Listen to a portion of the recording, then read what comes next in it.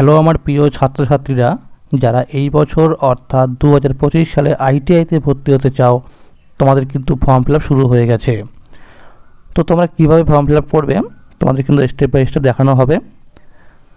তো এখানে দেখো লেখা আছে কিন্তু the admission for ITI E and M group and polytechnic first and second year is started. অর্থাৎ তোমাদের আইটিআই ই গ্রুপ এবং এম গ্রুপ এবং যারা পলিটেকনিকে ভর্তি হতে চাও তোমাদের কিন্তু ফর্ম ফিল আপ প্রক্রিয়া শুরু হয়ে গেছে। তো তোমরা যারা নতুন করে আবেদন করতে চাও তোমরা কিন্তু এই অপশানে ক্লিক করে দেখো লেখা আছে নিউ ক্যান্ডিডেট রেজিস্ট্রেশন। তোমরা কিন্তু এই ঘরে ক্লিক করে নেবে এবং যারা আগে থেকেই নাম রেজিস্টার করেছিলে তোমরা কিন্তু এই বক্সে ক্লিক করে সাইন ইন করে নিয়ে তোমাকে ডকুমেন্টস আপলোড করতে হবে। তো যেহেতু আমি নতুন করে আবেদন করব আমি কিন্তু এই বক্সে ক্লিক করে নেব। নিউ ক্যান্ডিডেট রেজিস্ট্রেশনে ক্লিক করার পরে এরকম একটা পেজ কিন্তু আসবে। দেখো লেখা আছে ফার্স্ট নেম, অর্থাৎ তোমার নামের কিন্তু এখানে ফার্স্ট নাম লিখতে হবে, এখানে তোমাদের মিডিল নাম লিখতে হবে এবং এখানে সার নেম অর্থাৎ তোমার টাইটেল লিখতে হবে। ধরো অনেকের নাম আছে রোহিত কুমার দাস, তো এখানে লিখবে রোহিত, এখানে কুমার, এখানে দাস।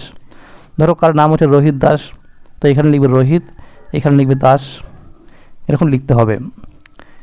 এরপর দেখো লেখা আছে নিচের বক্সে ফাদার্স অ্যান্ড গার্জেন নেম, অর্থাৎ এখানে তোমার কিন্তু ফাদার্স নেম লিখতে হবে। তোমরা কিন্তু সকলে এখানে ক্যাপিটাল লেটারের নাম লিখবে এবং এখানে দেখো লেখা আছে মাদার্স নেম, এখানে তোমার কিন্তু মায়ের নাম লিখতে হবে। এরপর দেখো লেখা আছে ডেট অফ বার্থ, এখানে তোমার কিন্তু ডেট অফ বার্থ লিখতে হবে। এখানে তোমার কিন্তু আধার কার্ডের নাম্বার লিখতে হবে, যে মোবাইল নাম্বার এবং এখানে ইমেল আইডি। এবং এখানে দেখো লেখা আছে তোমাদের জেন্ডার, তো এখানে তোমাদের জেন্ডার যা হবে লিখে নেবে, মেল ফিমেল।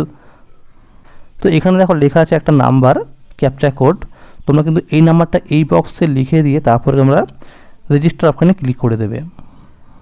তো তার আগে তোমরা কিন্তু আরও একবার ভালো করে চেক করে দেখে নেবে নামের স্পেলিংগুলো। তোমার মোবাইল নাম্বারে একটা ওটিপি আসবে এবং সেই ওটিপিটা সাবমিট করার পরে এরকম একটা পেজ কিন্তু আসবে। তো এখানে তোমাদের নাম থাকবে, ফাদার্স নেম মাদার্স নেম থাকবে, এখানে তোমাদের ইমেল আইডি থাকবে, ডেট অফ বার্থ থাকবে এবং এখানে তোমাদের আধার কার্ডের নাম্বার থাকবে। এবং এখানে দেখো লেখা আছে রিলিজিয়ান, তো এখানে তোমার যেটা হবে সেটা এখানে তুমি সিলেক্ট করে নেবে।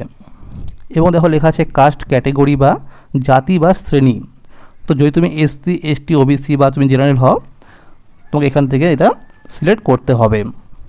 এবং দেখো লেখা আছে যে আর ইউ ফিজিক্যাল চ্যালেঞ্জের, আপনি কি শারীরিক প্রতিবন্ধী? যদি তুমি হ্যাঁ হয়ে থাকো তো ইয়েস করবে, আর না হয়ে থাকলে নো করবে।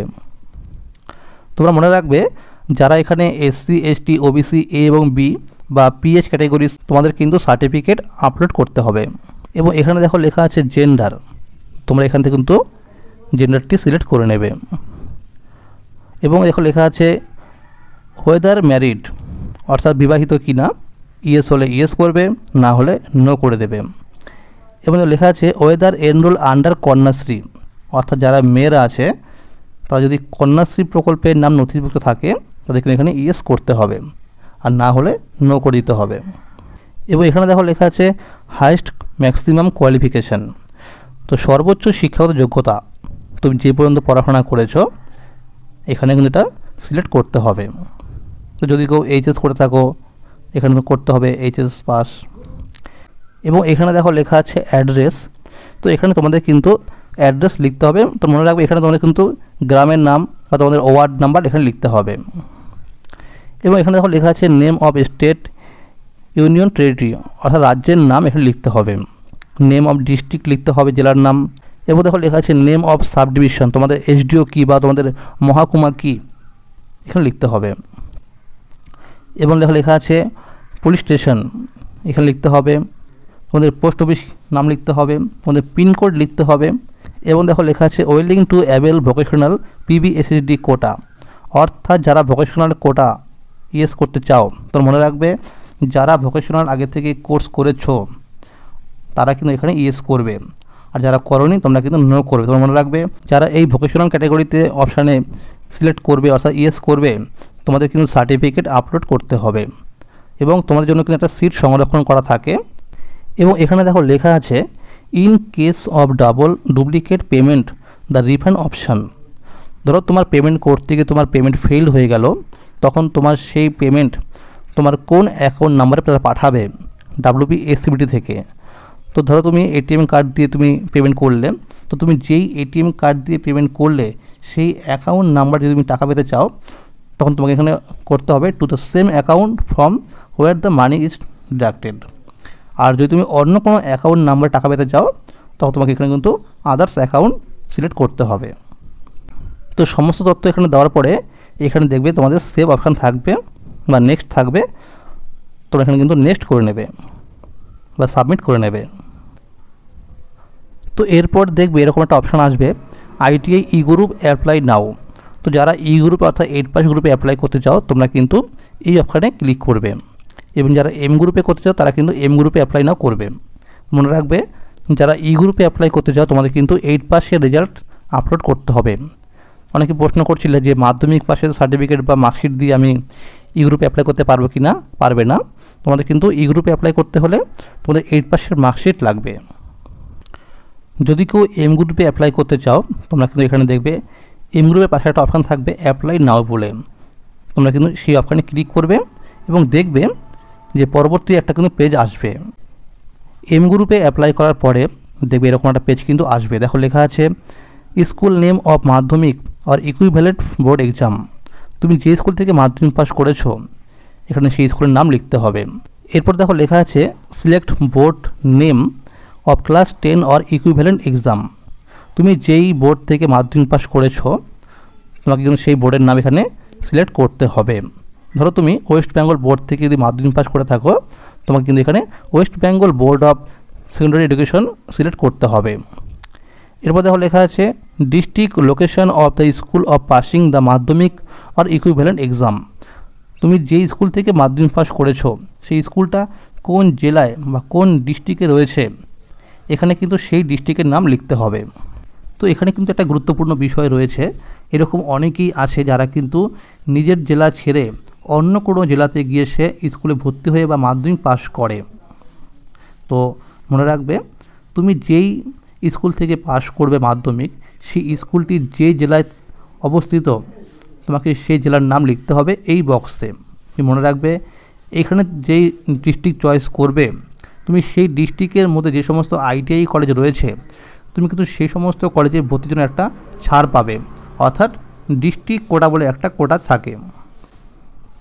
এবং এখানে দেখো লেখা আছে টোটাল মার্কস অফ মাধ্যমিক অর ইকুইভ্যালেন্ট এক্সাম। তুমি মাধ্যমিক পরীক্ষায় কত নম্বর পেয়েছো, কতর মধ্যে কত নম্বর পেয়েছো এখানে লিখতে হবে। মোট নাম্বার তুমি কত পেয়েছো এখানে লিখতে হবে। Whether you have physical science in Madhyamik or equivalent exam.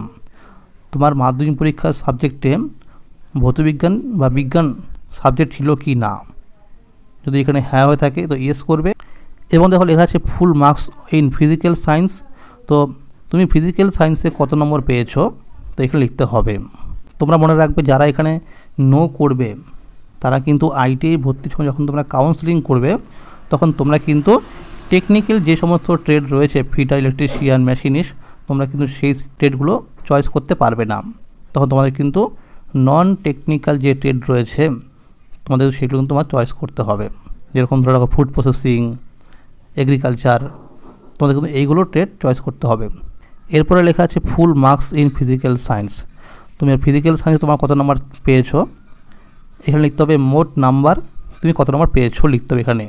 এখানে দেখো লেখা আছে whether you have mathematics in Madhyamik or equivalent exam. তোমার মাধ্যমিক পরীক্ষার সময় তোমার অঙ্ক ছিল কি না বা তোমাদের ম্যাথ সাবজেক্ট ছিল কি না এখানে লিখতে হবে। তোমরা এখানে কিন্তু ইয়েস করে দেবে। এবং তোমরা ম্যাথে কত নম্বর পেয়েছো সেটা লিখতে হবে। এখানেও লেখা আছে ফুল মার্কস, এখানে লিখবে। তুমি কত নম্বর পেয়েছো এখানে লিখতে হবে। তারপরে তোমাদের কিন্তু এখানে সেভ করতে হবে।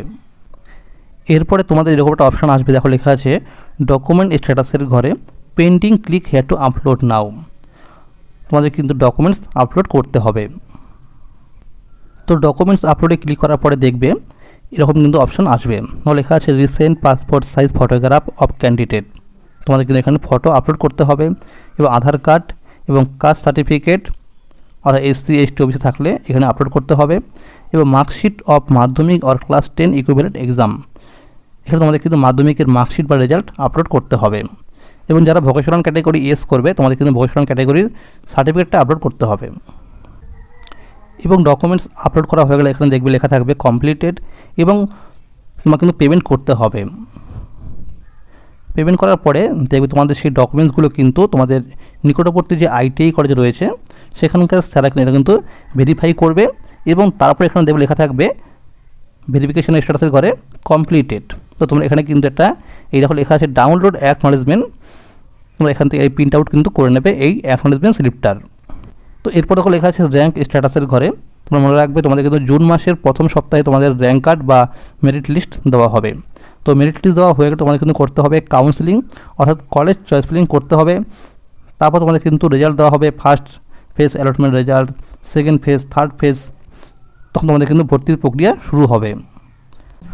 তো ITI বিষয়ে সমস্ত আপডেট সবার আগে পেতে চ্যানেলটিকে সাবস্ক্রাইব করে রাখবে এবং সকলের কাছে শেয়ার করে দেবে।